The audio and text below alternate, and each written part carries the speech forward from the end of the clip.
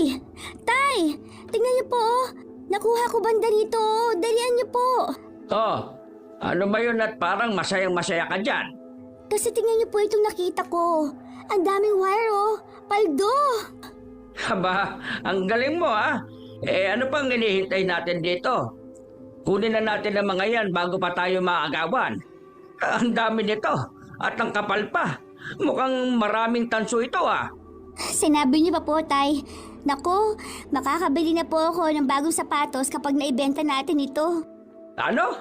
Paano makakabili ng sapatos ang ganito karaming tanso lang? Ay, si tatay naman. Siyempre, hindi makakabili yan ng sapatos. Pero yung ipon ko po na madadagdagan, opo. Nag-iipo ka na naman. Aba, ang galing talaga ng anak ko Tamang-tama dahil nagrereklamo ka na sa sapatos mong butas-butas na Kaya nga po ilang beses ko na pong dinikitan ng rugby ang swelas nun pero natatanggal pa rin Kailangan na po talagang mapalitan. Di tara na. Bilisan na nating umuwi para mabanatan na natin ito at maibenta na yung ibang mga kanakal na nakuha natin sa basura. Sige po. Ay, sobrang excited na talaga ako. Sana hindi tayo baratin sa presyo. Siya nga pala anak, ayos ka lang ba sa eskwelahan ninyo Hindi ka ba inaaway ng mga kaklase mo? Bakit naman po ako aawayin? Kasi ganyan ka.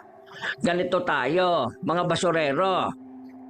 Yung uniforme mo pa simula nung first year ka Medyo maiksi na nga sa'yo. At yung sapatos mo naman, tulad nga ng sabi mo sira-sira na, butas-butas. Ano naman po, wala naman po akong inaapakan tao kaya ayos lang. Pero hindi ka nga inaasar. Inaasar din naman po. Pero wala akong pakialam sa kanila dahil kahit ano pang sabihin nila sa akin, ipagpapatuloy ko ang pag-aaral ko. Nako, yan ang anak ko. Gagawin ang lahat para sa pangarap. Sana nga makagraduate ka man lang kahit na high school.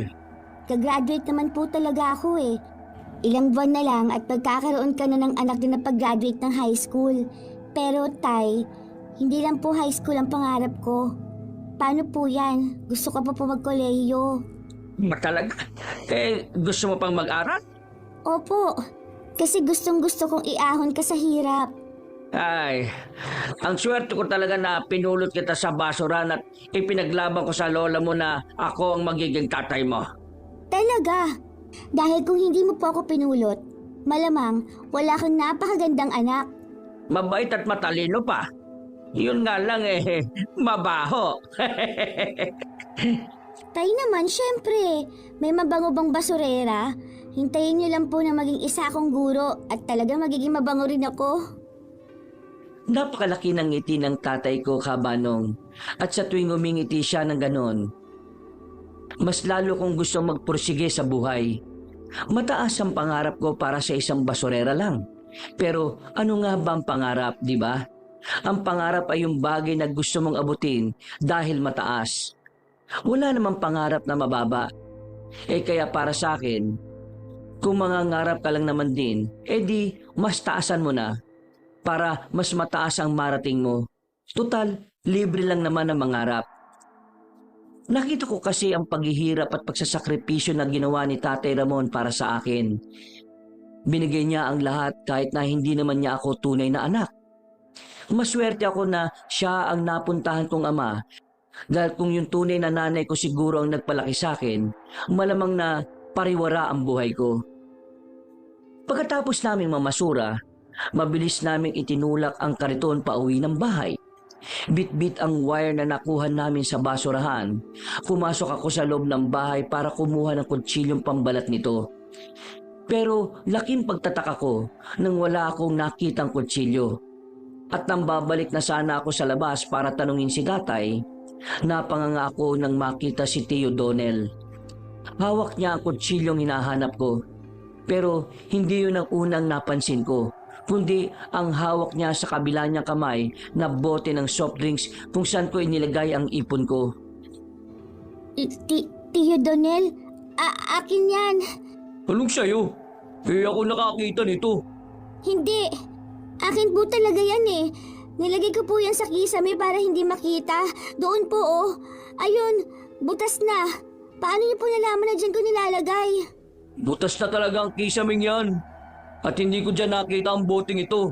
Doon sa kwarto ko nakalagay. Akin to. Kakasabi niyo lang po na nakita niyo lang eh. Akin po yan. Pambili ko po ng sapatos yan eh. Ba't ka ba nang aangkin ha? Akin nga to. Visit naman oh. Umalis ka nga dyan. At may pupuntahan pa ako. Hindi po. Akin po talaga yan. Ibalik niyo po sa akin. Hindi ka aalis ha? Hindi po hanggat hindi niyo binabalik. At talagang matigas ang ulo mo ha? Saksakin na kaya kita ha? Total, mabigat ka lang naman sa pamilyang to eh. Imbis na binibigyan kami ni kuya ng pera eh, sa'yo binibigay. Nakikihati ka pa sa amin. Tiyo, maawa na po kayo. Pinaghirapan ko po ng ilang buwan yan eh. Isaksak ko na lang kaya talaga sa'yo to. Ano, ha? Ayaw mo umalis dyan? Donel, ano ba yan? Anong ginagawa mo ha? Bakit mo tinututukan ng kutsilyo ang anak ka? Iyak kasing anak-anakan mo eh. Nang aangkin ng alkansya ng iba. Akin nga to. Tapos sasabihin niya sa kanya. Sa iba talaga yan, Donel. Wala ka naman trabaho ah. Paano ka makakaipon ng ganyan? Pakialam niyo ba? Ipon ko to eh. Akin to. Gusto mo saksakin rin kita ha? Matagal na ako nagtitimpi sa'yo ha. Makita mo dyan. Balik mo na sa bata yan, Donel. Pinaghirapan niya yan eh. Hindi ka sa kanya to. Wisit. Umalis ka nga dyan. Hindi, gigilitan talaga kita. Sige, gawin mo. Ba't gagawin ko talaga? Tay! Tay! Tama na po! Huwag na! Hindi na po! Hayaan niyo na po yun! Hayaan? Di ba pambili mo nga ng sapatos yon? Opo, Tay. Pero ayoko po na mag-away pa kayo ni Tiyo. Okay naman na pala sa kanya eh. Pwede na ba ako umalis ha? Mga visit kayo? Bago tuluyang umalis, tinutukan pa kami ni Tio Donel ng hawak niyang kutsilyo kabanong. Papatulan pa sana siya ni tatay pero hindi ko na siya hinayaan. Niyakap ko siya para hindi siya makasunod kay Tio. Kilala ko si tatay. Hindi siya madalas makipagtalo kila Tio. Pero pagdating sa akin, talagang pinaglalaban niya ako. Minsan na ako nasaktan ni Tio Donel noon at talagang nakipagsuntukan siya rito. Ayoko na maulit pa ang pangyayaring yon kaya hanggat maaari ayoko talaga magkabanggaan silang dalawa. Kahit kailan talaga, sira ulo yung kapatid kong yun eh. Grabe, napakawalang hiya. Siguro, Tay, hindi pa po talaga panahon para magpalit ako ng sapatos. Hindi yan totoo. Dapat makakabili ka na ng bago eh, pero dahil dyan sa tiyo mong sira ulo, hindi na naman tuloy matutuloy. Sa susunod kapag mag-iipon ka, siguraduhin mong tagong-tago na para hindi nakukuha ng mga malilikotang kamay. Saan ko pa po ba itatago? Sa kisame ko na nga po inilagay pero nakita pa rin niya. Grabe. Siya sige. Doon na lang natin ipatago kay Nanay Delia mo. Siya lang naman ang mapagkakatiwalaan natin eh. Pero nakakahiya naman po. Hindi yun nakakahiya anak. Sigurado na kapag nalaman pa niyang marunong ka mag-ipon, abay matutuwa yun. Ay, sige po. Mag-iipon na lang din po ako ulit. Nakakapanghinayang. Nagtiis ako ng gutom sa eskwelahan para makapagtabi araw-araw. Pero ito... Hayaan mo. Hahanap ako ng paraan para makabili ka ng bago. Naku, mangungutang na naman po kayo. Huwag na po, ayos lang. Kakayanin pa naman siguro ng sapatos ko. Magsisimula na lang po akong mag-ipon ulit ng panibago. Basta, hindi ako mangungutang pero gagawan ko ng paraan. Ako ang tatay mo kaya obligasyon kita. Hindi mo kailangan magpakahirap ng ganyan para lang makabili ng sapatos. Hindi niyo naman po ako tunay na anak. Anong sabi mo? Miracle, hindi mo dapat sinasabi yan. Sanggol pa lang na nasa akin ka na. Oo, at hindi nga kita dugot laman pero sa puso ko, anak kita. Sige na nga po. Ayoko lang na nahihirapan kayo eh. Wala na akong nagawa kundi ang pumayag sa kagustuhan ni Tatay Kabanong. Hindi ko alam kung paano siya gagawa ng paraan katulad ng sinasabi niya sa akin. Pero sana lang, hindi siya mangutang para lang makabili ng sapatos ko. Ayoko kasi talagang makautang siya ng dahil sa akin. Noon kasi, nakapangutang siya ng malaki dahil nagkasakit ako. At naranasan namin na pagsalitaan ng masasakit dahil lang hindi nakabayad kaagad. Kaya simula noon, iniwasan ko na talaga ang magkasakit at higit sa lahat, hindi ko sinasabi kay tatay kapag may nararamdaman ako. Malaki ang panlulumo ko dahil sa nawalang ipon ko. Pero hindi yun naging hadlang para magsimula ako ulit. Pagkatapos kong umiyak, tumuloy lang kami ni tatay sa pagbabalat ng wire. Pagkatapos ay ibinenta namin yon. Papunta na sana kami sa bahay ni Nanay Delia nang may marinig kaming tila nag-aaway sa isang iskinitang dinaanan namin. Parang awan nyo na! Itigil nyo na yung ginagawa nyo! Rico! Tay, ano yon? May ginugulpi ata dun oh. O nga no. Tapos, mga batang naka-uniforme pa. Oh, may hawak pa na ice pick. Eh, tarantado yung batang yun ah. Teka lang po, Tay. Huwag po kayo sumugod at baka kayo naman po ang masaktan. Ano gagawin natin? Ako po ang bahala. Teka lang. May pulis! May pulis! Hala! Pulis! Takbo! Hala, anong ginagawa mo? Tara dito, Tay. Dali, magtago tayo at tatakas yung mga yan. Dali-dali kaming nagtago sa may isang posteng naroon habang hinihintay na lumabas sa iskinita ang dalawang estudyanteng nagtitrip sa pulubing naroon. Ilang saglit pa, tulad ng inaasahan, ay kumakaripas ng takbong lumabas ang dalawa. At nang makalayo na nga sila, saka lang kami pumasok sa iskinita. Ay Diyos ko po, ang dami mong sugat. Ayos ka lang ba? Ayos lang po ako. Huwag po kayo mag-alala. Ay teka, kaya mo bang tumayo? Tutulungan na kita. Ayos lang talaga. Kayo ba yung sumigaw? Ako yun. Kasi alam ko na matatakot sila sa pulis kapag sinigaw ko ng ganun. Ang talino mong bata ah. Nako, ang sabi mong ayos ka lang eh. Pero may mga malalaking hiwa ka sa balikat oh. Kailangan mo madala sa ospital. Hindi ho, ayos lang po. Gagaling din yan. Tsaka wala akong pera eh. Hindi, ganito na lang. Gagamutin ko na lang yan kung ayaw mong dalhin kita sa ospital. Hindi na nga po. Sapat na sa akin na iniligtas niyo ako sa mga batang yun. Mga nakahit-hit yata ng rugby yun eh. Kaya malalakas ang amats. Ako na lang bahalang gumamot sa mga sugat ko. Hindi ka naman namin kayang pabayaan lang dito na ganyan ang itsura mo. Tay, bibili na po ako ng mga kailangan para magamot siya. Ano-ano po ba? Ay, sige na nga. Ano pa nga bang magagawa ko at mapilit kayo? Walang nagawa ang kaawa-awang pulubi nang pinilit namin siya na gamutin ng mga sugat niya. Bumili lang ako ng alcohol at bandage sa pinakamalapit na butika. Pagkatapos ay binalikan ko sila ni tatay sa may iskinita. Panay pa ang reklamo niya habang ginagamot ni tatay ang mga sugat niya. Mapdi kasi at medyo malalaki rin talaga. Bakit ba kasi napagtripan ka ng mga rugby boys na yon? Baka kasi nainis sila sa'yo. Wala naman akong ginawa eh. Nananahimik lang ako na nakahiga rito tapos bigla nila akong pinagsisisipa. Eh ganun talaga ang mga lulong. Kahit na wala kang ginagawang masama eh, pagtitripan ka. Kahit rugby lang naman po ang sininghot? Kahit ano pa yan. O yan, nalagyan ko na ng band-aid yung sugat mo. Salamat to ah. Hindi nyo na ako kailangan gamutin pero pinilit nyo pa rin. Bihira ang mga taong kagaya nyo. Mabait po kasi talaga si tatay eh. Ako nga po eh, pinulot lang ni tatay sa basurahan kasi naawa siya sa akin. Talaga? Pinulot ka lang sa basurahan? Abay, ang ganda mo naman pinulot lang. Salamat po. Swerte po sa akin si tatay ano. Oo, pero mga dalagang kagaya mo, dapat mag-ingat ng gusto. Ano pong ibig mong sabihin? Kuya, ingatan mo itong anak mo ha. Hindi lang dahil maganda siya, kundi dahil babae rin at dapat paalagaan ng gusto.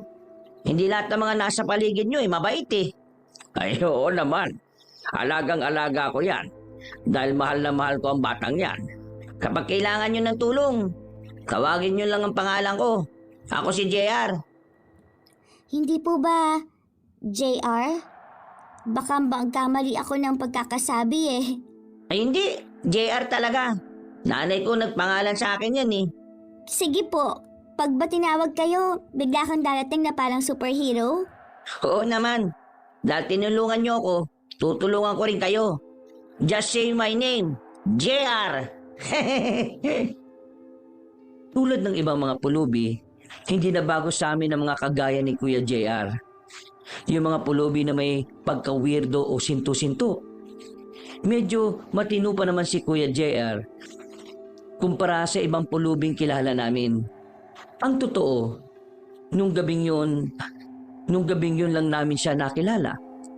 Namulat na ako sa pagbabasura at kilala ko ang bawat pulubing palaboy-laboy sa amin. Pero hindi ko siya nakikilala. Nang tanungin ko kung taga saan siya, ang isinagot niya sa akin ay taga bundok daw. Ilang araw ang lumipas pagkatapos ng insidenteng yon, palagi na naming nakikita si Kuya JR. Pero hindi kagaya ng ibang mga pulubi, napapansin kong hindi siya namamalimos.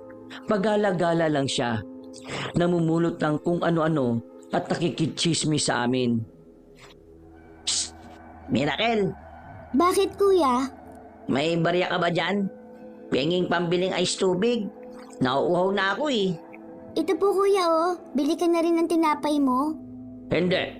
Huwag mong bibigyan ng pambiling tinapay yan. Bakit naman po? Mukhang hindi pa kumakain itong si kuya eh. Kumakalam na nga sikmura ko eh.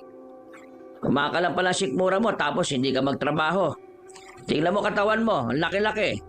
Mas malaki ka pa nga kaysa sa akin eh. Pero gusto mong hihingi-hingi ka lang. Eh, mukha ka namang matino. Rico, Oo nga no, bakit hindi ka nga pala nagtatrabaho kuya? wala naman akong alam na trabaho eh.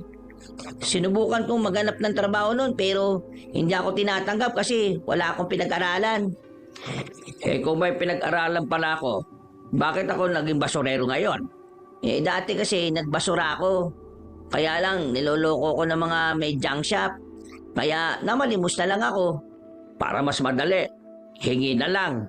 Tay, huwag ka naman ganyan kay Kuya JR. Ang gusto ko lang sana ay matuto siyang magtrabaho. Kung nagugutom ka, mga lakal ka sa basurahan. Tulad ng ginagawa namin ni Miracle. Paano po ba? Pwede bang turuan niyo ako para hindi na ako namamalimos? Basta ba hindi ka aagaw sa mga nakukuha naming kalakal eh. Nang tinuruan ni tatay si Kuya JR ng mga lakal sa basurahan, tuloy-tuloy niya itong ginawa. Medyo nakakapanibago lang na may kasama kami. Pero unti-unti rin naman namin siyang nakasundo at nasanay rin ako. Unti-unti, naging malapit siya sa amin. Ngunit kasabay ng pagdating niya sa buhay namin ay ang pagdating din ng sunod-sunod na trahedya sa aming baryo. Hindi na bago ang mga lulong sa masasamang bisyo sa amin. Talamak yun at kasama sa kanila ang lola at tiyuhin ko. Pero nang biglang nawala ang tulak sa baryo, nagbago ang lahat. Nangarag ang lola at tiyuhin ko. Hindi nila alam kung saan sila hahanap ng bisyong kinahihiligan nila. Hay! Nakakainis! Mira! Bakit wala pang sinaing, ha? Lola, kadarating ko lang po galing sa eskwelahan. Inuna mo pa yung pag-aaral mo kaysa sa pagkain, ha? Buong araw ako sa labas. Sana naman, naisip mo na gutom ako pag uwi. Lola, nasa bingguhan lang naman po kayo eh. Sana umuwi man lang kayo para magsaing. Ay putrages kang bata ka. Hoy! Wala kang karapatang pagsabihan ako ng ganyan, ha? Pinalalamon at pinag-aaral ka ng anak ko. Baka nakakalimutan mo. Yung perang para dapat sa akin na pupunta sa'yo. Kapal na mukha mo. Kaya nga ako nag-anak eh. Para may mag-aalaga sa akin pagtanda ko. Tapos inagaw mo lang sa akin. O ngayon nagreklamo ka. Hindi ho ako nagreklamo. Paano po ako magsasaing kung nasa eskwelahan ako? Hindi naman pwedeng umuwi muna ako para magsaing tapos bumalik po dito. Ba't bastos ka, ha? Halika nga rito at sasampalin kita, ha? Anong ginagawa mo? Bakit mo ko pinipigilan? Ang sabi sa akin ni tatay, huwag ko na po kayo hahayaang saktan ako. Kaya pinipigilan ko po kayo. Ay, sira ulo ka pala eh. Kaya wag na wag po ninyo akong sasaktan. Aray!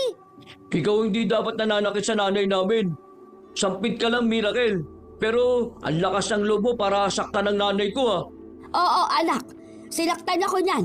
Hinawakan niya ng mariin ang braso ko. Tingnan mo, bumaon ng kuko niya sa braso ko. Ang kapal ng mukha mo talaga. Halika rito! Aray, Teo! Bitiwan niyo po ang buhok ko. Huwag po. Wisit ka? Matagal na ako nagtitimpi sa'yo ah. Teo, ang sakit po. Tama na po. Kakalbuhin talaga kita dahil sa ginawa mo kay nanay. Donel, ano ba? Bitiwan mo anak ka. Kuya naman eh.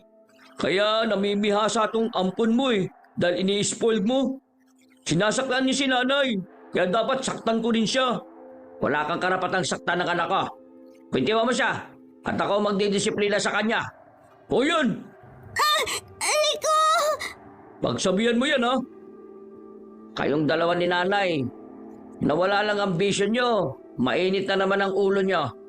Mabuti nga't nawala si Boy Boy eh. Sana hindi na siya bumalik para hindi na kayo makabalik sa vision ninyo. Anong sinabi mo, Ramon? Ang sabi ko ho, ang saya ko dahil nawala na si Boy Boy. Dahil wala na ang tulak sa baryong ito. Bakit? Siya lang bang pwede namin bilhan? Wala na po ba talaga kayong balak na magbago, ha, Nay? Bakit naman ako magbabago kung ito magpapasaya sa akin, ha?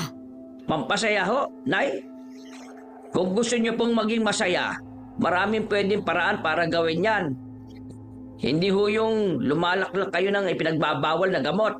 Aminin mo man o hindi, mahirap maging masaya nang wala ang bisyo namin.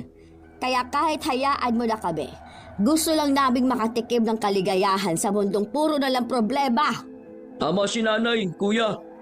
Kung gusto mo, makishot ka na rin sa amin. Para malaman mo kung gaano kasaya kapag nakakatikim ng bato. Ikaw kasi, maayaw-ayaw ka pa. Kahit gaano pa kahirap ang buhay, hindi ko gagawin yan. Hindi ako nakapag-aral dahil sa bisyo na yan. Nanay Johnny, dinamay niyo na ho si Donel. Ngayon, gusto niyo pati ako? Ay sus! Hindi ko siya dinamay. Gusto niya to. Gusto niya to kasi alam niyang masarap sa pakiramdam na kahit sandali, nakakalimutan ang lahat ng problema. Buti pa sa bato eh. May tama, tol. Malakas ang tama. Ngayon, dahil nawala si Boy Boy, puro mali na lang ang nangyayari. Lintik na buhay to oh. Ay nako, ewan ko sa inyo. Nagtatrabaho ko ng marangal para lang makakain tayo ng maayos. Pagkatapos, ganito ang ginagawa nyo. Binibili nyo lang ng pambisyo. Kaya hindi tayo maasenso eh. Sobra ka naman kung makapanumbat, Ramon. Wala namang masama sa ginagawa namin. Wala namang kaming inaapakan tao. Ano pong walang masama? Masama po yan. Hindi lang sa kalusugan ninyo. Illegal din at siguradong mayayari kayo kapag nahuli kayo ng mga pulis. Yan ay kung isusumbong mo kami. Kaya mo ba na ipagkalulong pamilya mo, ha, Ramon? Para lang sa sinasabi mong mali. Gusto lang naman naming sumaya. Ay, bahala na po kayo. Basta kapag nahuli kayo ng mga pulis ha, hindi ko kayo tutulungan na makalaya sa kulungan. Tara na nga, Miracle. Umalis na muna tayo sa bahay na ito. Hoy, teka lang kuya. Aalis ka na kagad? May nakakalimutan ka yata. Anong nakakalimutan ko? Pera ba? Pagkain ba? Di ba, 35 anyos ka na? Magtrabaho ka. Hindi yung sa akin ka pa humihingi. Ang yabang mo naman. Di ka na nga nakakatulong masyado dito sa bahay eh. Dahil sa ampon mo, ganyan ka pa magsalita. Hindi ko kayo kailangan tulungan. Pero tumutulong ako. Kaya wag mo akong pagsalita ng ganyan ha. Buong buhay ko, ito lang ang unang pagkakataon na iniwanan namin sila Tio at Lola na walang kahit na magkanong pera. Habang papalis kami noon, naririnig ko pa ang pagdadabog ni Tio Donel. Halos wasakin na niya ang mga gamit sa bahay sa sobrang inis. Pero ni hindi lumingon si tatay. Basta't hawak niya lang ang kamay ko na hinihilap palayo roon. Imbis na sa bahay kumain, dumiretso kami sa isang gotohan. Nag-order kami roon ng goto, tokot baboy at lumpiang toge. Nag-soft drinks din kami. Wow! Ang laki yata ng kita natin, Tay ah. Daming order. Kung tutusin, kaya naman natin to eh. Kaya natin kumain ng maayos sa araw-araw. Sadyang nagtitipid lang tayo dahil may 2 bibig pa tayong pinapakain kahit hindi naman na dapat dahil ang tatanda na nila eh. Sa bagay po, Tay, sapat naman ang kinikita natin. Tay, bakit hindi na lang natin iwan sila Lola at Tio? Tingin ko, sa ganong paraan matututo silang mamuhay ng sila lang. Para kasing tinutulungan mo pa silang makabili ng panghit-hit nila eh. Alam ko naman yon. Sadyang hindi ko lang sila maiwanan dahil siyempre, pamilya ko pa rin sila. Pamilya na hindi ka itinuturing na pamilya. Mabuti na nga lang at dumating ka sa buhay ko eh. Kahit papano, nagkaroon ako ng kasama sa buhay. Bakit po kasi hindi na lang kayo nag-asawa? Sayang naman ang kapugian nyo. Sarili ko pa nga lang, hirap na akong buhayin eh. Magdadagdag pa ba ako ng babaeng mahihirapan lang kapag isinama ko sa buhay ko? Bakit po ako? Inampon mo ako kahit na hindi ninyo ako kayang buhayin. Kasi wala akong pagpipilian noon. Marami akong hiningan ng tulong. Yung mga taong pwedeng mag-ampon sa'yo. Pero wala akong mahanap na kayang alagaan ka ng maayos eh. Ang gusto ko sana yung mamahalin ka. Kahit sa bahay ampunan. Pakiramdam ko kapag doon kita inilagay mahihirapan ka eh. Kaya isinama na lang kita. At ipinarehistro bilang anak ko. Kayo rin naman po pala. Masyado kayo mapili sa paglalagyan sa akin. Bakit? Hindi mo ba gusto na sa akin ka napunta? Gusto ko po, no? Kung papipiliin po ako kung sino ang gusto ko maging tatay, kayo pa rin po ang pipiliin ko. Pero anak, hindi ka naman lang ba nangungulila sa tunay mong mga magulang? Hindi mo ba gustong makilala sila? Ang totoo po niyan, hindi po eh. Kung itinapon po nila ako sa basurahan, ibig sabihin hindi nila ako mahal. Ibig sabihin lang, hindi nila deserve ang magkaroon ng magandang anak na tulad ko. Ay nako, ang mabuti pa, ubusin na natin ang mga lugaw natin at nang makauwi na. Paano po yan?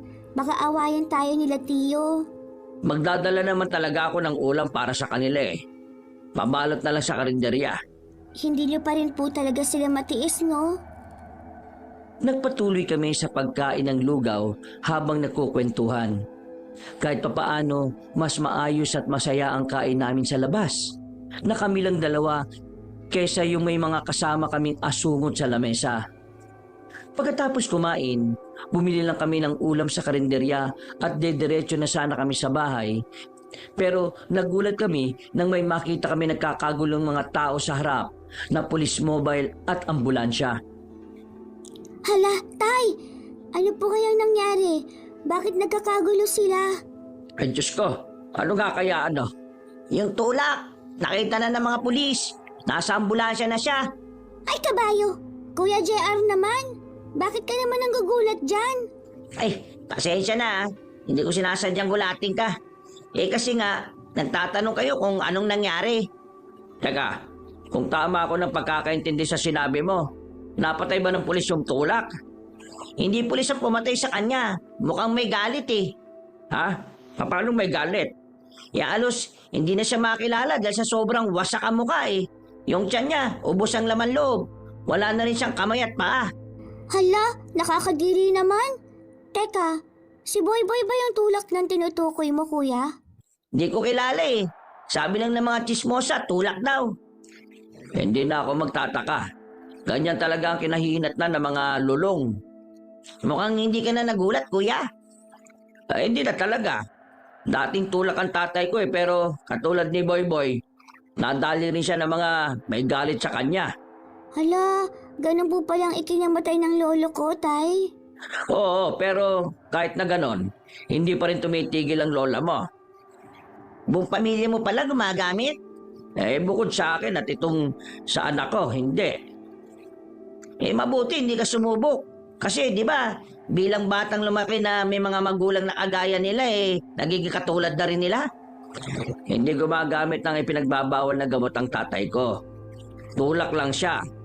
Tulad natin, hindi rin siya nakapagtapos ng pag-aaral dahil sa kahirapan ng buhay.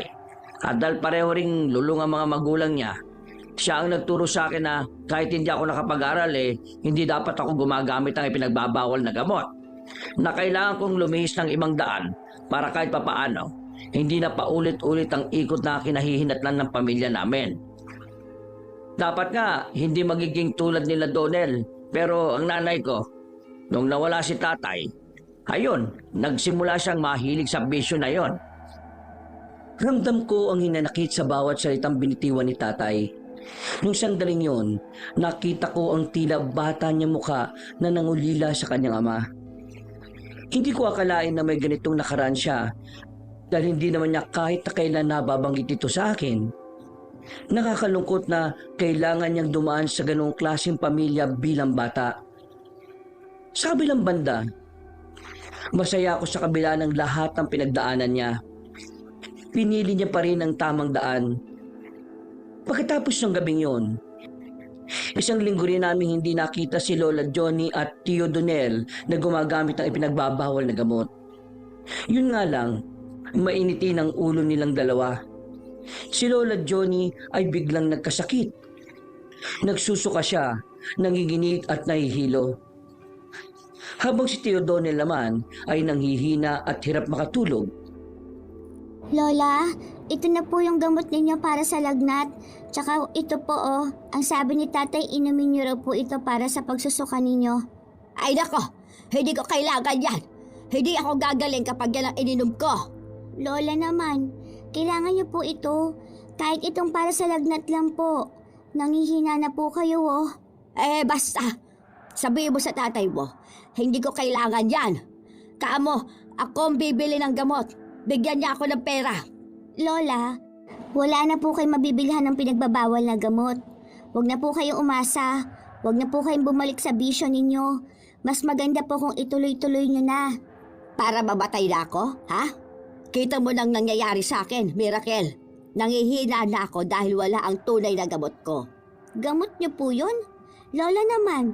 Oo, sa edad kong to, ang mga kasabayan ko, malalala na ang mga sakit.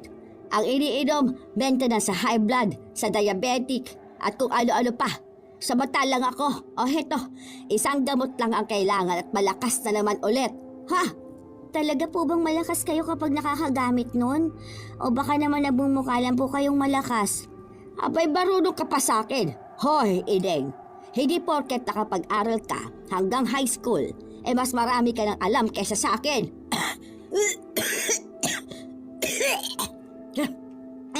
Wala kang alam. Sige ho, sabi nyo basta po inumin nyo na po itong gamot.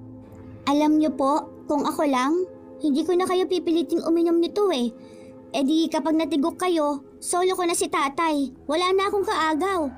Abat, siraulo ka bata ka. Aalis na po ako ha.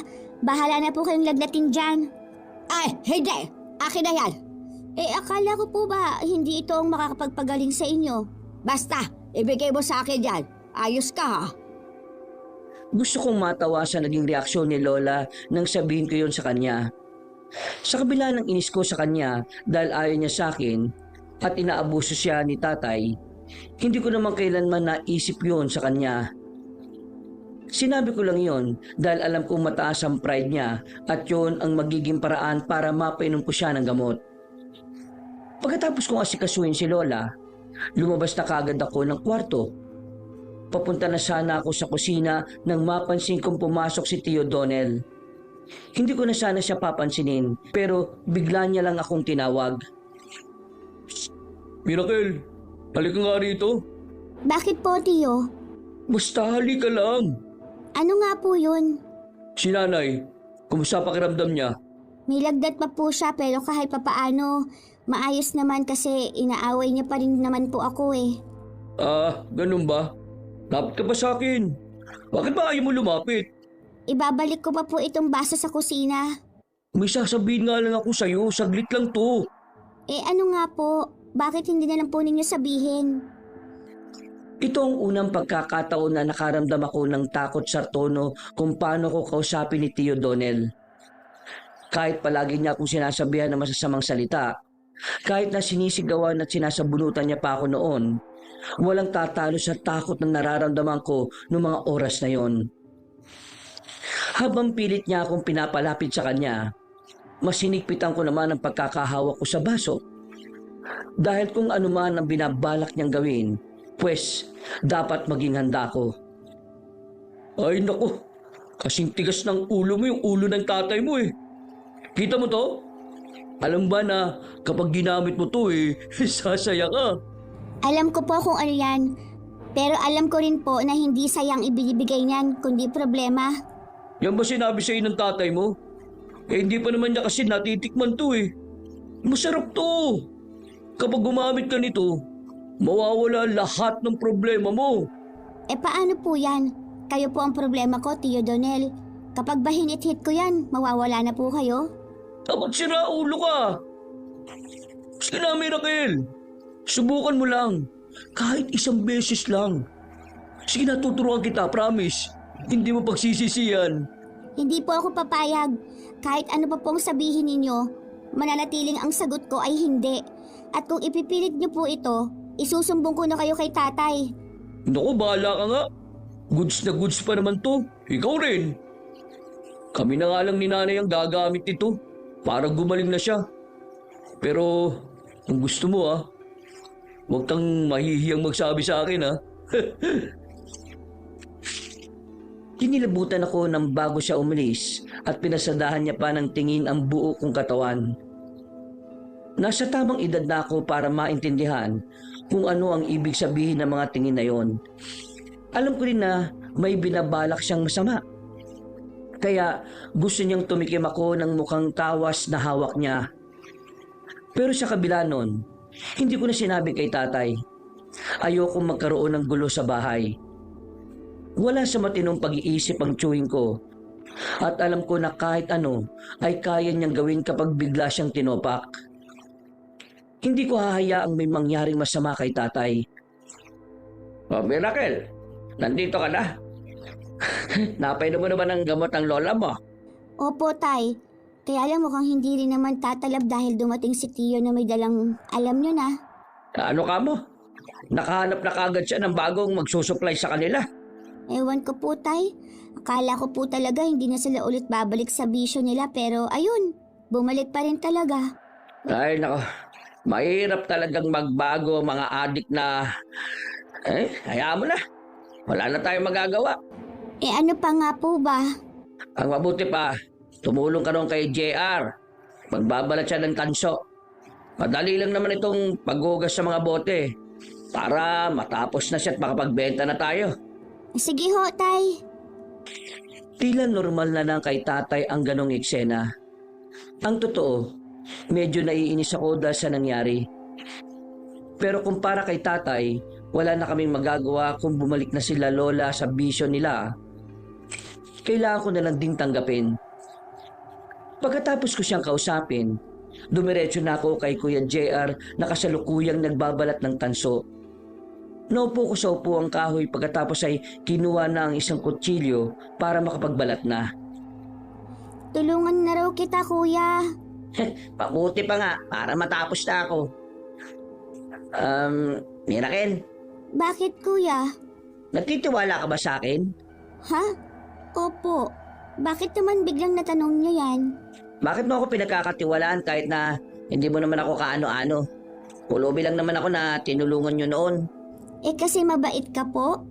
Ewan ko. Basta pinagkakatiwalaan kita. Kaibigan ka namin ni tatay. Huwag kang basta-basta magtitiwala sa kahit na sino. Ha? Bakit mo naman biglang sinasabi yan, kuya?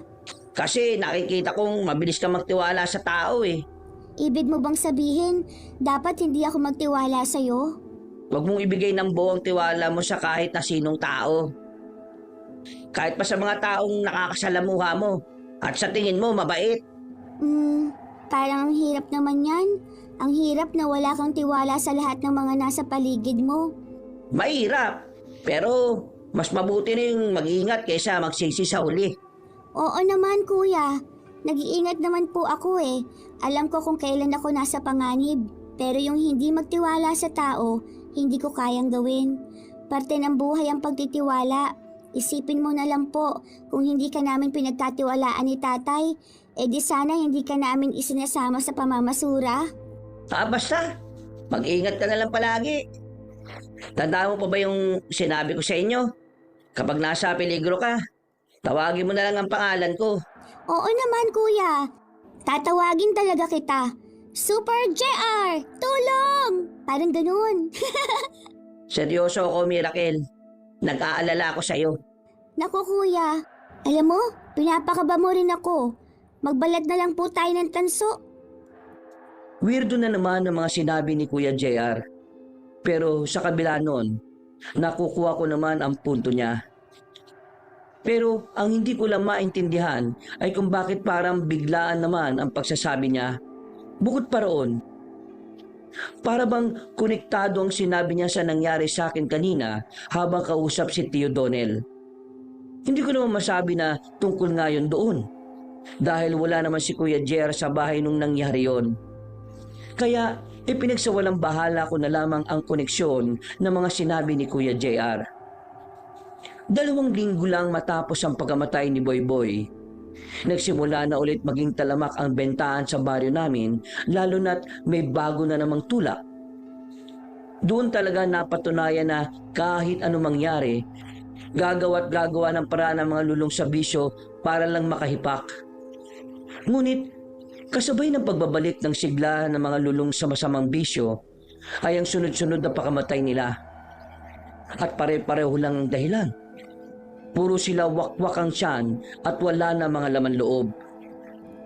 Hindi kaya may aswang na sa baryo natin, Tay? Ha? May aswang ba na ang kinakain mga mabisyo? Ewan ko po. Pero kasi marami na ang namatay na ganun ang kinahinatnan nila. Nakakatakot na. Huwag kang matakot, anak. Mga lulong lang sa bawal na gamot ang pinapatay nun. Baka galit sa kanila. Pero baka nga po aswang. Ewan. Hindi pa naman kasi ako nakakakita ng aswang kaya hindi ako naniniwala. Pero kung aswang nga, bakit hindi yung mga buntis? Baka po malakas din ang tama sa kanya kapag nakakain ng nakabatak. Ikaw talaga, oh. Mauna ka na pumasok sa loob ng bahay. Susunod na ako. Sige po. Tay, hindi po mabuksan ang pinto eh. Pumatok ka na lang. May tao dyan kung nakalak. Sige po. Lola? Tio Donel? Pakibukas po ang pinto. Lola? Tio? Ano ba yan? Bakit hindi nagbubukas ang pintuan? Teka, kukunin ko na lang yung susi dito sa bag. Eto. Buksan mo na.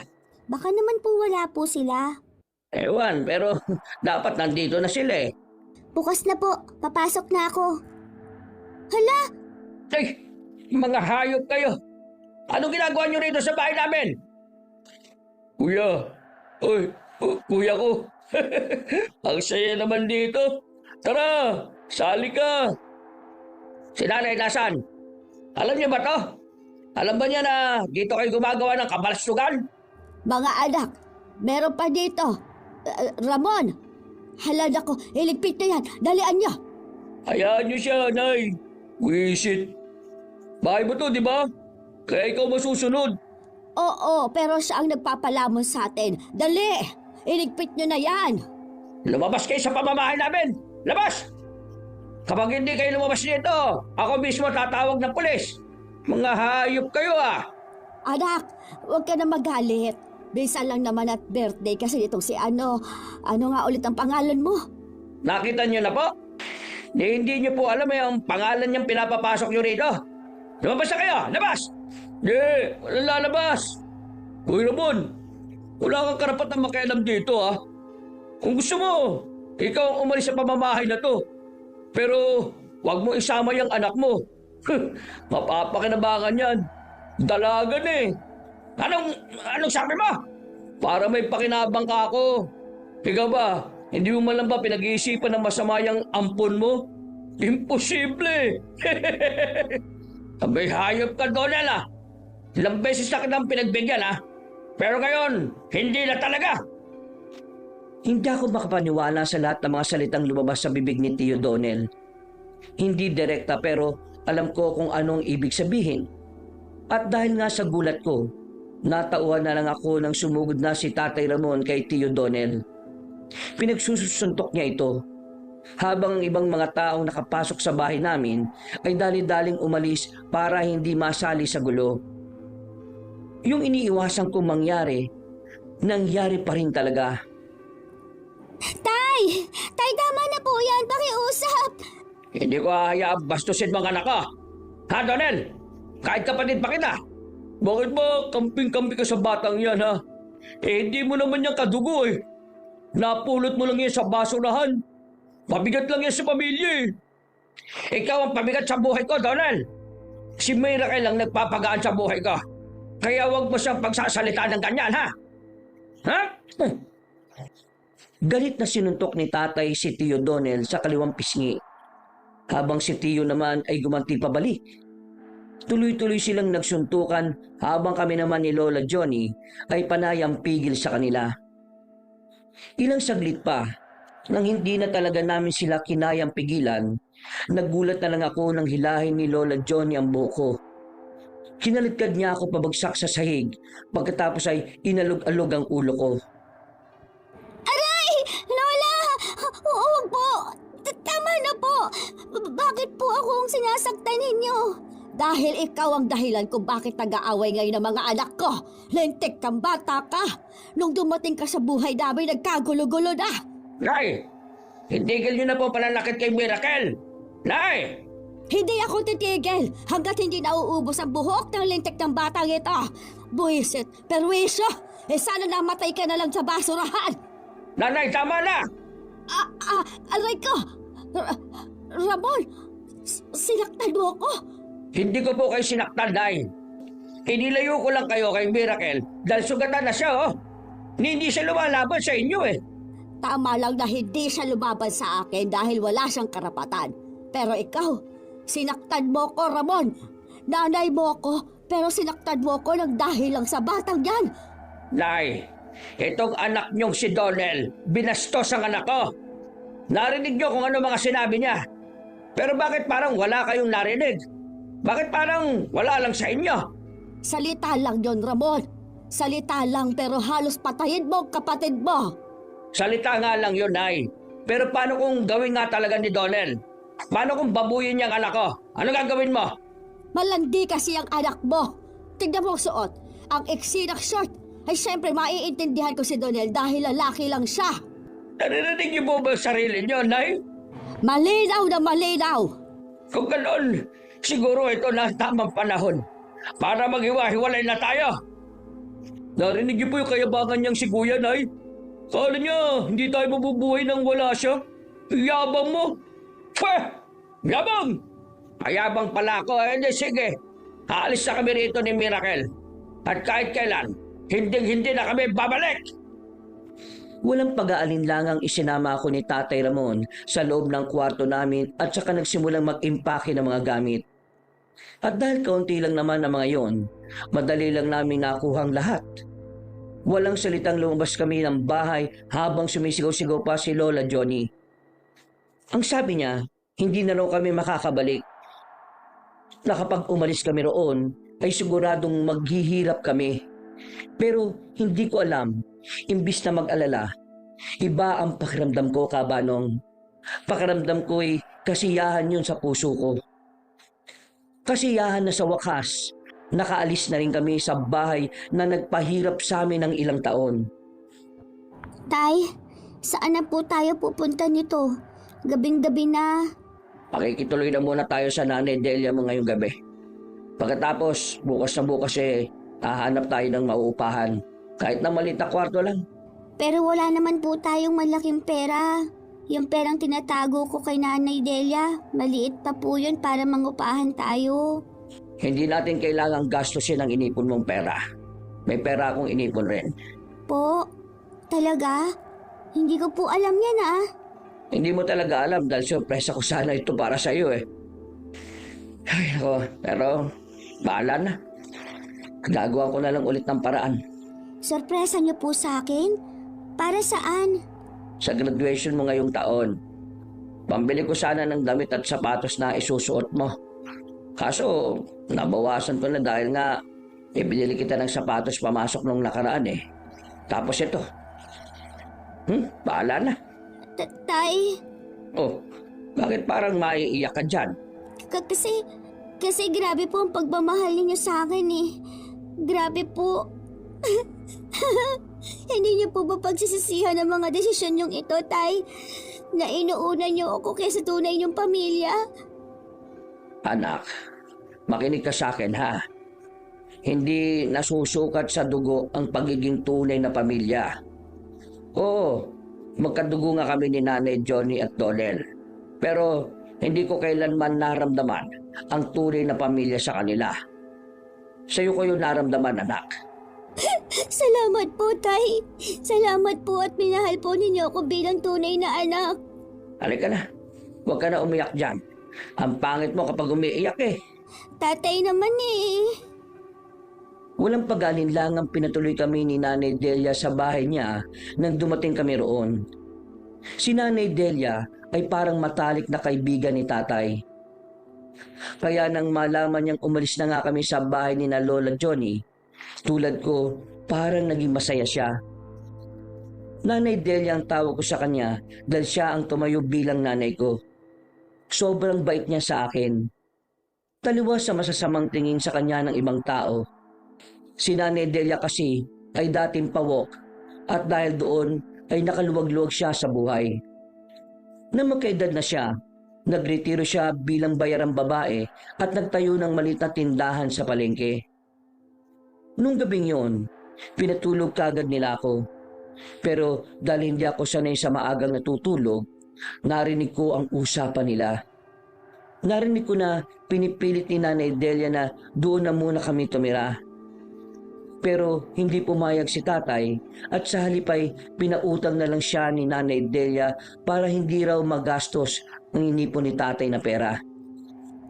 Tay, may gusto po ba kayo kay Nanay Delia? Ano? Bakit mo naman naisip yan? Wala lang po. Naisip ko lang kasi si Nanay Delia hindi pa rin nag-aasawa hanggang ngayon. Tapos siya mismong nagsabi na nagkagusto siya sa'yo noon. Habang ikaw naman, hindi ka pa rin nag-aasawa. Di ba nasabi ko naman na sa'yo yun noon kung bakit ayaw ko magkasawa. Yun na nga. May gusto po ba kayo kay Nanay Delia? Pero dahil sa kahirapan ng buhay, hindi niyo po siya kayang ligawan. Ay nako, Miracle. Kakabasa mo yan ng pocketbook sa bahay ni Nanay Delia mo eh. Ang mabuti pa, magpatuloy na lang tayo sa paghahanap ng mauupahan bago pa dumilim. Pwede naman kasi tayong tumira sa bahay ni Nanay Delia. Ayoko. Pero bakit naman? Dahil kapag nakita tayo ng mga tao sa bahay ni Delia, mag-iisip sila ng masama. Baka isipin nilang may relasyon na kaming dalawa. Sus, ano naman? Hayaan niyo po ang mga sasabihin ng iba. Kung ako lang ang maapektuhan, ayos lang. Pero kung pati siya, hindi ko kaya. Di may gusto nga po kayo kay Nanay Delia. Ay! Ikaw talagang bata ka, oh. Kuya Ramon! Miracle! Oh, JR. Buong maghapon kitang hindi nakita. Saan ka ba nang galing? Dyan lang sa tabi-tabi. Tinatamad kasi ako mga lakal kanini. Ako, wag mo sabihin bumalik ka na sa pamamalimos, ha? Ay, hindi o. Nag-day off lang naman ako. May day off ka po pala, kuya? Oo naman. Pero hindi sana ako magde-day off ngayon eh. Kaya lang, may nangyari kasi na nagpasama sa araw ko. Ano bang nangyari? Hindi niyo ba nabalitaan ang nangyari sa anak ni Aling Memang, yung bunso? Hindi. Marami kasing nangyari sa amin mula pa kagabi. Ikukwento ko na lang sa'yo mamaya. Unahin mo nang ikwento yung tungkol sa anak ng bunso ni Memang. Yun na nga kuya. May dumating sa bahay nila na taga-barangay kasi nagsumbong sa Aling Memang na yung bunso niya raw anak nagawa ng masama. Ano po? 5 taon pa lang po yun, ah. Oo nga eh. Kaya talagang sumama ang sikmura ko. Mabait pa naman yung batang yun. Pero kanina, hindi na siya halos makausap. Bakit ba kasi hindi maubos-ubos yung mga lulong sa bisyo eh? Sino raw po ang may kagagawan? Kapitbahay raw. Kaya lang, may kaya yun eh. Kaya mukhang madali lang malulusutan yung kaso. Kailan ba kasi magiging payapang lugar na ito mula sa kagaya nila? Bakit po ba kasi hindi sila nakukulong? Ay nako, hindi na magiging payapa hanggat bulag ang sistema. Hindi ko nilalahat pero may mga protector kasing pulis sa mga yun eh. At saka, ginagawa nilang runner ang mga bata para sa oras na magkabukingan, mga bata madadamay, bata mapapatay, bata ang kunwaring gumagamit kaya hindi sila nakukulong. Grabe, nakakapanindig ng balahibo. Ganun pala yun, Tay. Oo, kaya ikaw palagi ka mag-iingat sa mga nakakasalamuha mo. Saan dapat sa mga yan, tinuturuan ng leksyon eh. Maganda nga po sanang maturuan sila ng leksyon, no, Kuya JR? Kaso wala eh.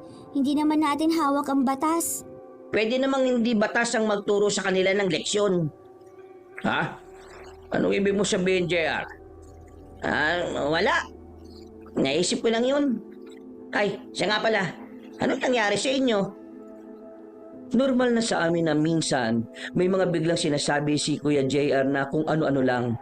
Kaya hindi na namin pinansin ang sinabi niya. Sa halip ay nagpatulong na lang kami sa kanya na maghanap ng mauupahang bahay bago pa kami maabutan ng dilim.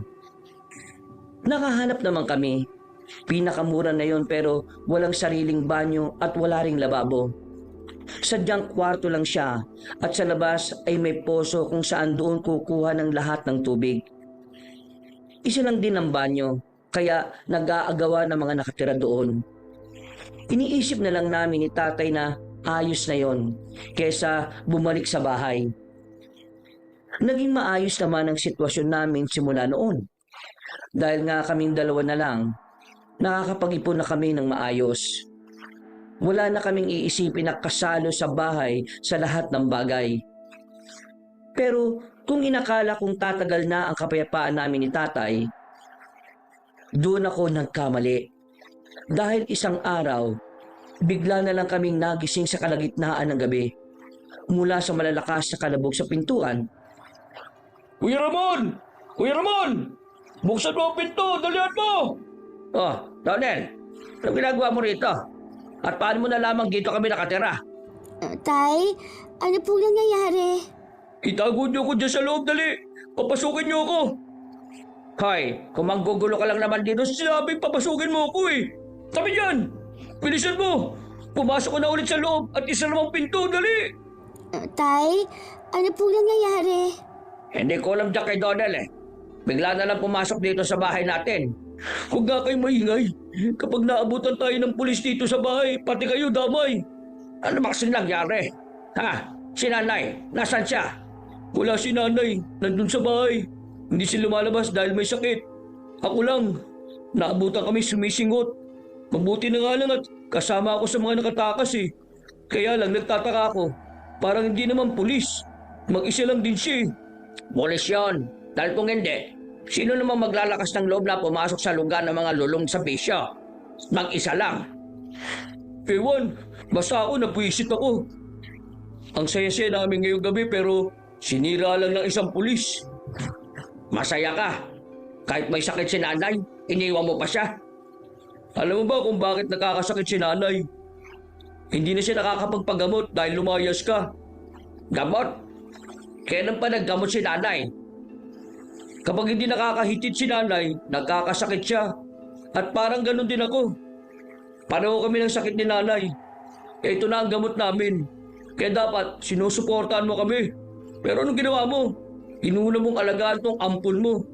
Tapos si nanay, ayun, ilang linggo nang may sakit sa kakahintay na makahitit siya. Minsan, napapahitit ko ng konti pero hindi sapat. At saka, di ako naman ang nawalan kapag ibinigay ko sa kanya. Ay nako, tuluyan na nga natuyo ang utak mo dahil sa bisyo mo. Mukhang wala na yung pulis na sinasabi mo. Muwi ka na. Bukas na bukas, pupunta ako sa bahay nyo para kumustahin si nanay. Ha? Kahit hindi na. Hayaan mo na lang siya mamatay. Total, yun naman ang gusto niyo ng ampon mo eh. O sige na, alis na ako. Sa kabila ng sama ng loob ni tatay kay Lola Johnny, hindi pa rin niya naiwasang mag-alala para dito. Buong gabi siyang hindi nakatulog ng maayos dahil iniisip niya ang kalagayan ni Lola. Balak pa nga sana niyang umalis na para puntahan si Lola. Pero hindi kami nakalabas ng bahay dahil may mga nagkakagulo. Akala namin may nagre-raid na talagang pulis sa baryo namin, tulad ng sinabi ni Tio Donel. Pero hindi, dahil kinabukasan, isang karumal-dumal na balita ang bumungad sa amin. Nagkakagulo mga tao sa isang compound na malapit lang din sa amin. May mga ambulansya at pulis sa labas habang inilalabas ang 3 tao mula roon. Lahat yon ay mga barkada ni Tio Donel. Hindi lang doon ang may namatay, pati na rin sa ilang bahay na nasa baryo namin. At karamihan sa kanila ay mga lulong sa pinagbabawal na gamot. Nay! Nay! Nandiyan po ba kayo sa loob? Nay! Ramon, ano ginagawa mo rito? At kasama mo ba talaga yung ampon mo? Nay! Si Donel po. Nakauwi po ba siya? Hindi pa. Bakit? May nangyari ba? Pumunta ho siya sa bahay namin ng madaling araw. Nagtatago raw siya dahil may mga pulis na niread yung bahay na pinaghihititan nila.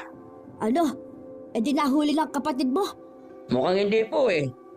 Dahil lang nangyari, ang dami nagkamatayang mga mabisyo. At ang sabi, hindi raw mga pulis ang may gawa. Tulad ni Boy Boy, pare-parehong ubos ang laman loob nila. Teka, ibig mo bang sabihin, pwede ba pumapatay ng mga kagaya namin ni Donel? Opo. Kaya nga, kinakabahan ako na baka kung ano nangyari kay Donel eh. Ikaw? Nag-aalala sa akin? Bago yan ah. Diyos ko, Donel. Maraming salamat at buhay ka. Nakakatuwa naman pakinggan yan mula sa kapatid kong gusto na akong mamatay. Donel, ano ka ba? Kapatid pa rin naman kita. Sus, kunwari ka pa. Pumunta ka ba talaga dito para kumusay ng lagay ko? O gusto mong kumpirmahin kung pati ako namatay na sa nangyari kagabi? Donel! Sus, tama ako, di ba? Hindi ito ang panahon para mag-away tayo, Donel. Ang kailangan natin ngayon ay magtulungan para matigil mo na yung bisyo mong yan. Bakit ko naman gagawin yan? Sino ka para utusan ako? Hindi ka ba natatakot? May pumapatay na sa mga kagaya ninyo. Sigurado ako na kung sino man yon, may matinding galit siya sa inyo. Kaya kung ayaw mong magaya sa mga kasamahan mong napahamak dahil sa bisyo, abay magbago ka na. Kahit ano pang sabihin mo, di ako magbabago. At hindi ako naniniwala sa lahat ng mga sinasabi mo. Alam mo, mabuti pa, lumayas na kayo rito. Nay, wag mo nang pagbubuksan ng pinto mga taong to ha. Di na natin sila kilala. Teka lang, Ramon, anak. Bago kayo umalis. Bakit po, Nay? May kailangan po ba kayo? May masakit po ba sa inyo? Gusto niyo po bang dalhin ko kayo sa ospital? Hindi. Bigyan mo lang ako ng pera para makabili na ako ng gamot ko. Yun lang ang natatanging makakapagpagaling sa akin. Diyos ko, Nay. Hindi po gamot yon. Mas lalo lang po kayong palalalain ang bisyo niyong yon. O siya, sige. Tiisin mo na lang ako hanggang sa mamatay na ako. Tara na sa loob, Donel. Wala na talaga maaasahan dyan sa kuya mo. Nanay naman, oh. Makinig naman po kayo sa akin. Tay, hayaan niyo na po. Hindi na natin sila mapipilit na magbago kahit ano pang sabihin nila. Dahil ang tao, magbabago lang po kung mismong siya ang gusto na magbago. Sa kabila ng lahat ng mga nangyari, hindi pa rin talaga nagbago si Tio Donel. Nakakasalubong pa rin namin siya na bangag pa rin. Pero kahit papaano, ramdam namin ang pagbabago. Maraming gaya niya ang hindi na gumagamit ng masamang bisyo dahil sa takot na baka pati sila ay madamay sa nangyayari. Ilang araw pa ang nakalipas, may paisa-isa pa rin napapatay kahit na tago na ang paggamit ng ilang lulong. Ang totoo, para sa akin, hindi nakakatakot ang mga nangyayari. Naging mas ligtas pa nga kami mga kabataan mula sa kanila. Wala na kasing pakalat-kalat na nakahititid sa gilid ng kalsada. Lalo na ngayong ginagabi na ako ng uwi dahil may ginagawa kaming proyekto ng mga kaklase ko. Tay, nandito na po ako.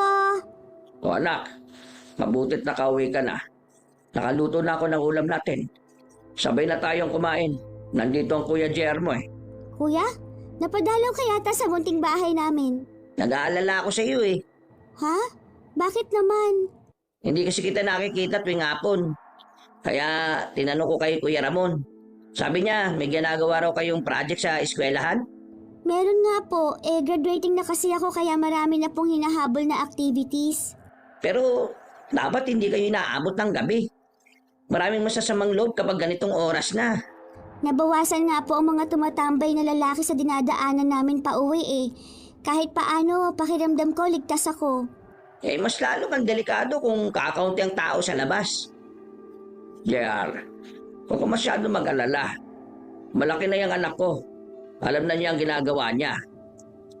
Pero ang kapahamakan, hindi natin alam kung kailan darating yan. Kaya Miracle, magdala ka dapat ng panglaban sa mga masasamang tao. Eto, sa'yo na to. JR, ano yan? Saan ka nakakuha ng balisong? Basta, sa'yo na lang yan para kung sakali mang may makasalubong kang masamang tao, magagamit mo yan. Naku, kuya, nakakatakot naman po magdala niyan. Hindi pwede sa eskwelahan yan.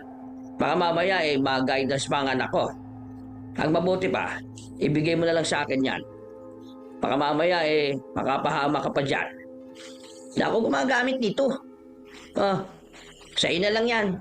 Basta Miracle huwag mong kalimutan na palagi kong habilin sa'yo. Say my name, JR. Si kuya naman, para namang totoong darating ka kapag tinawag kita. Hindi ko maiwasang kabahan sa tuwing magsasalita ng ganon si Kuya JR. Kahit pa sabihing weirdo o kaya naman dahil lang nag-aalala siya, may kakaiba pa rin talaga. Parang may iba pa siyang ibig sabihin pero idinadaan niya lang sa mga ganoong klaseng tono.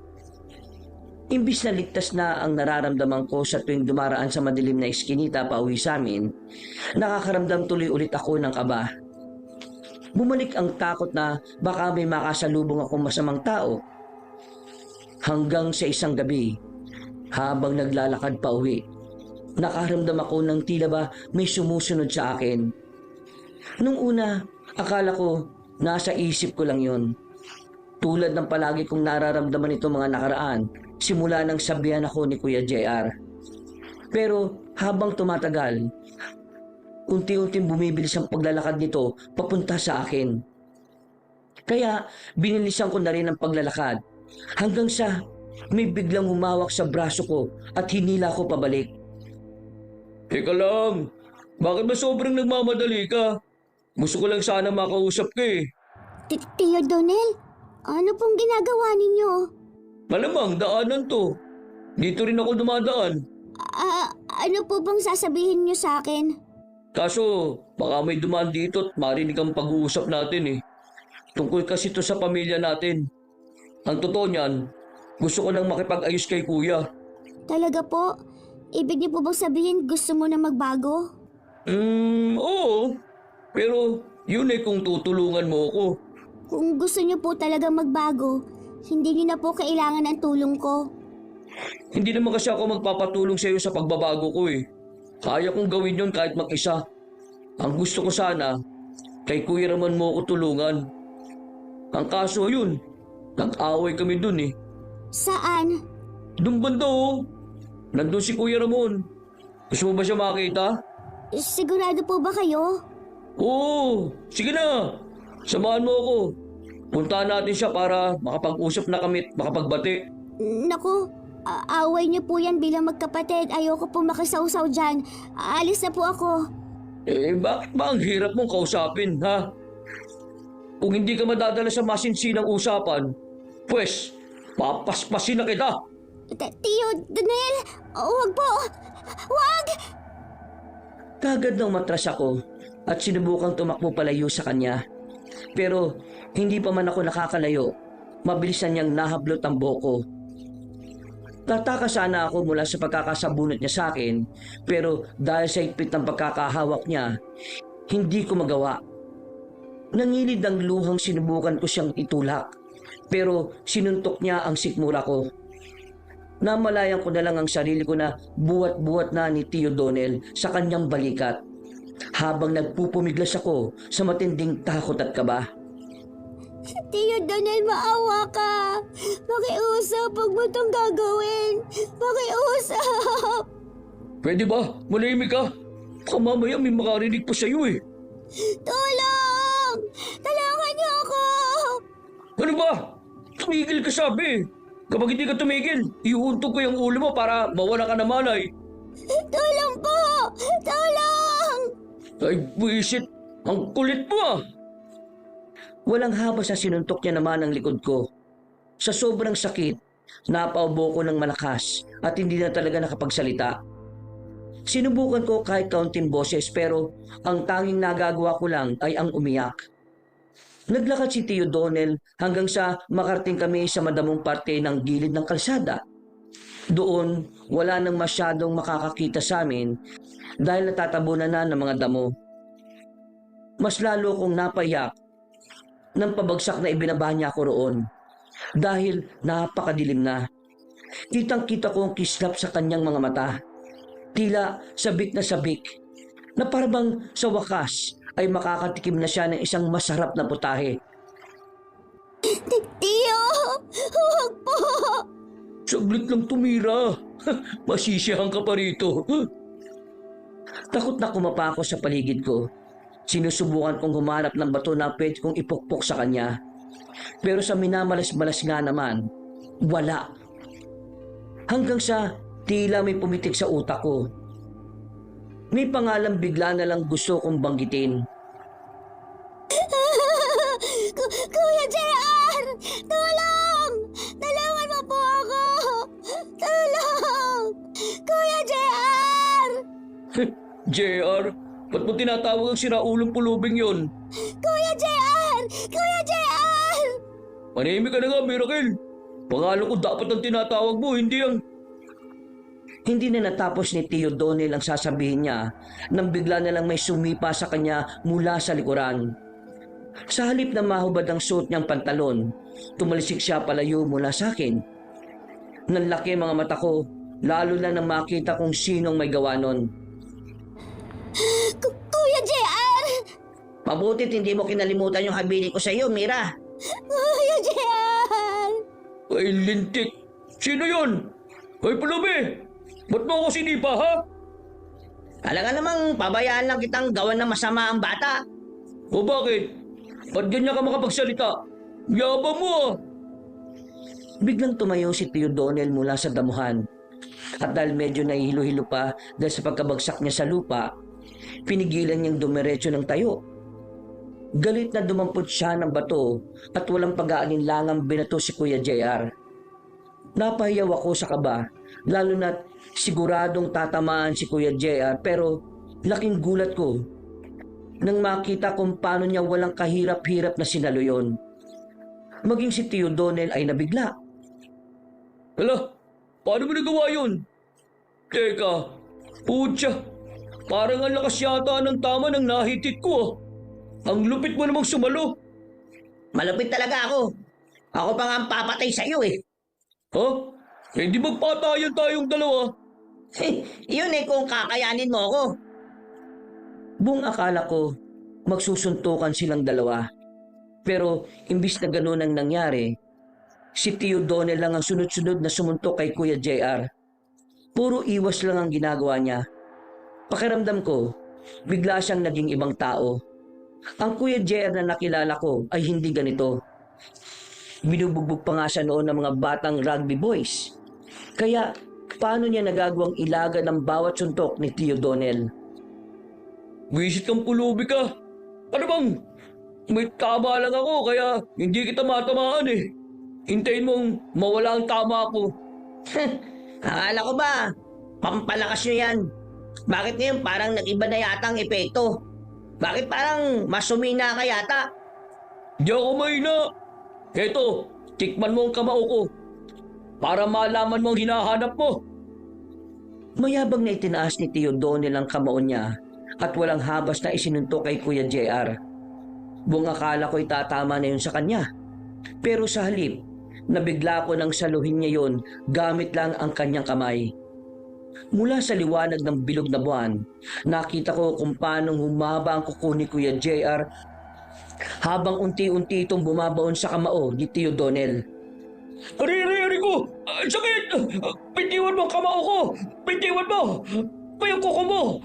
At sobrang talas! Alam mo ba kung bakit bigla na lang akong sumulpot sa baryong ito, Donel? Hindi ba kayo nagtataka? Hindi naman ako taga rito eh. Aray! Ewan! Kailan ko sa'yo? Wala akong paki sa mga pulubing kagaya mo! Bitiwan mo ang kamay ko! Hindi mo ba ako namumukaan? O sadyang malakas lang talaga ang tama mo nung gabing yon? Ha? Ano? Anong sinasabi mo? Teka, ikaw yung bigla na lang pumasok sa bahay ng kaibigan ko.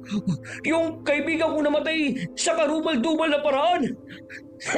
Naalala mo na. Akala ko malabo mata mo eh. Kuya JR! Anong ibig mong sabihin? Ikaw ang pumapatay sa mga... Oo, ako nga. Dahil mga salot sila ng lipunan. Pagkasabi niya noon, itinulak niya si Tio Donel. Kung kanina'y nahulog lang ito sa lupa, sa pagkakataong ito ay lumipad na siya sa malayo. Gulat na gulat ako sa nangyari. Hindi ako makapaniwala sa kung gaano siya kalakas.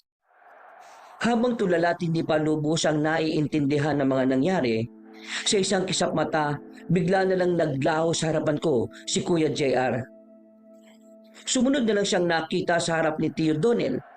Hinawakan niya ang leeg nito at dahan-dahang inangat mula sa lupa. Kagad akong nataranta. Oo, at binalak akong pagtangkaan ng masama ni Tio Donel. Pero hindi ako handa na ganito ang mangyayari, na mamamatay siya. Kagad akong tumakbo patungo sa direksyon nila para sana pigilan sila. Pero napahinto ako sa pagtakbo nang marinig ang boses ni tatay sa malayo. Sumisigaw siya na parabang tarantang-taranta. JR! Miracle! Nandiyan ba kayo? Tay! Nandito na po ako, tatay! Diyos ko anak! Tama si JR, nandito ka nga. Ano ba ginagawa mo rito ha? Tay, si Kuya JR po. Papatayin niya si Tio Donel. Ano? Pero bakit? Nasaan sila? Pinagtangkaan po ako ni Tio. At ngayon balak na siyang patayin ni Kuya JR. Nasaan sila? Nasaan? Ayun po. Anong klase yan, Tay? Diyos ko, Miracle. Ako na ang bahala. Dito ka lang. Pero, Tay... Kumaripas ng takbo si Tatay Ramon patungo sa kung nasaan sila Tio at Kuya Donel.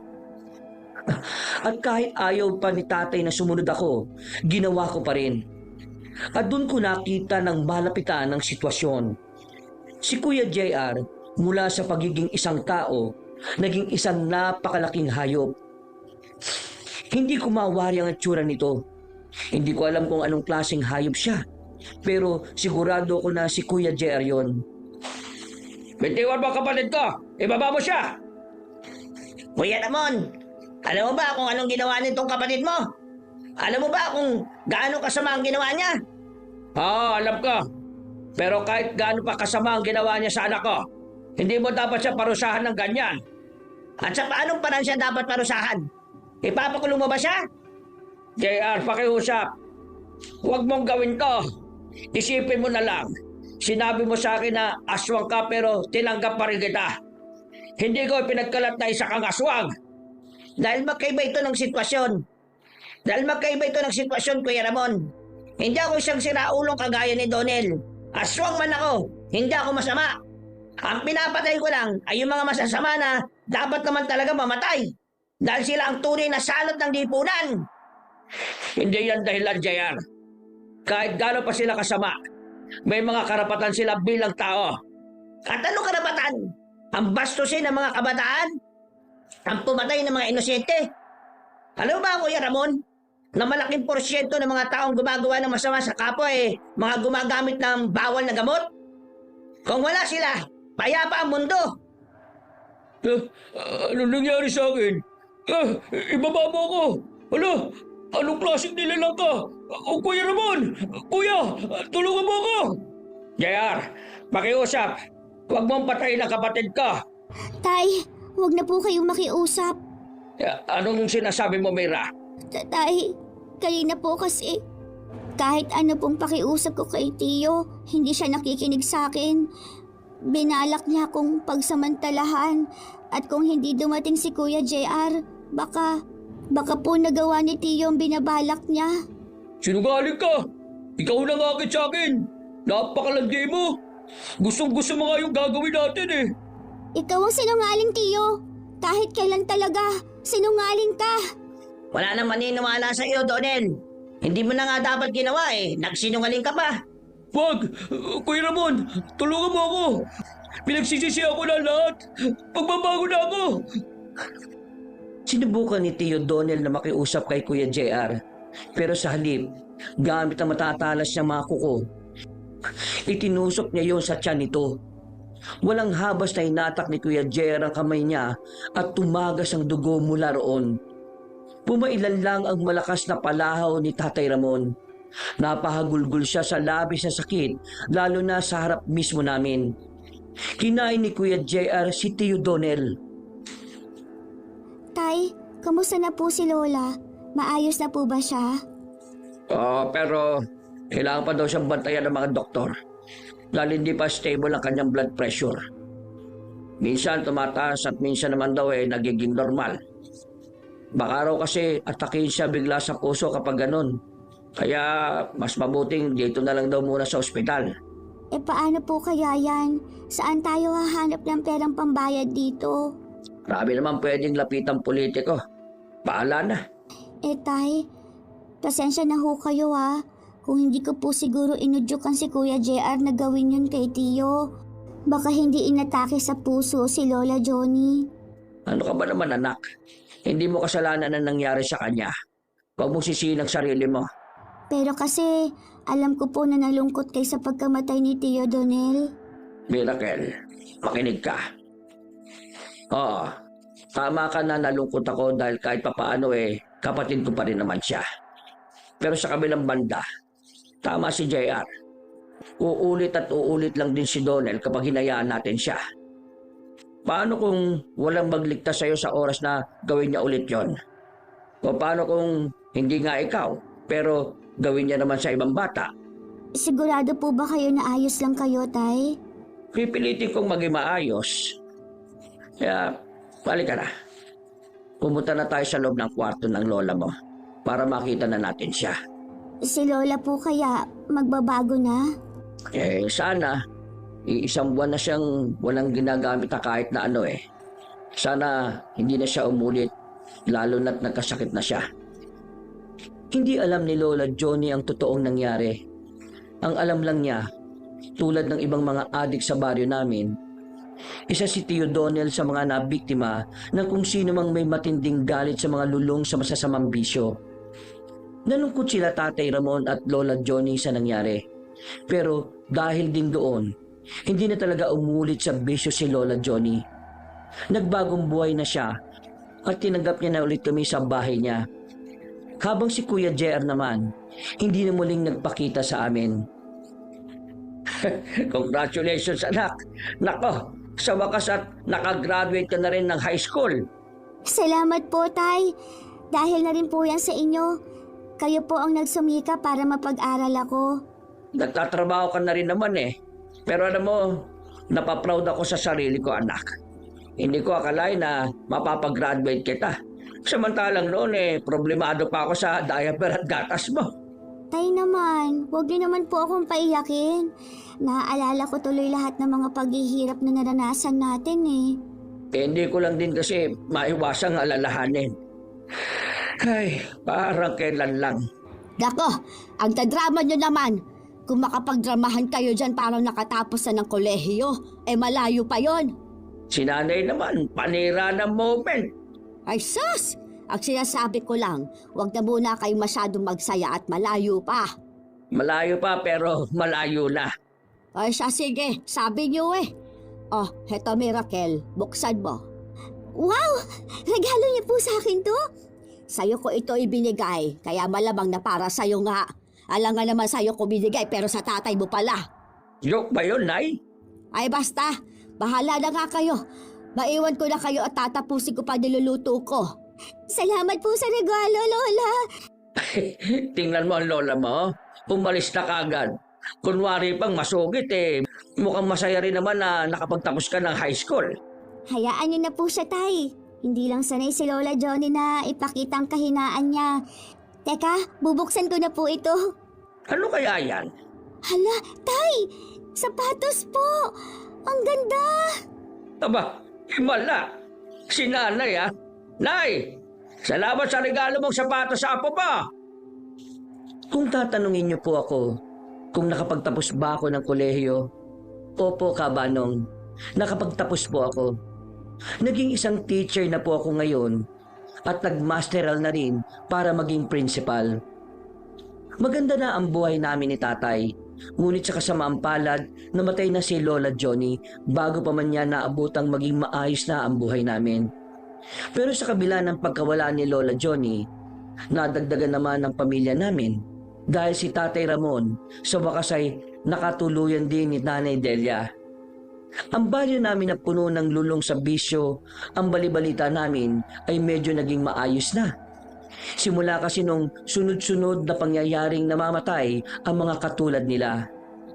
Natakot na sila na baka muling umulit ang ganong trahedya.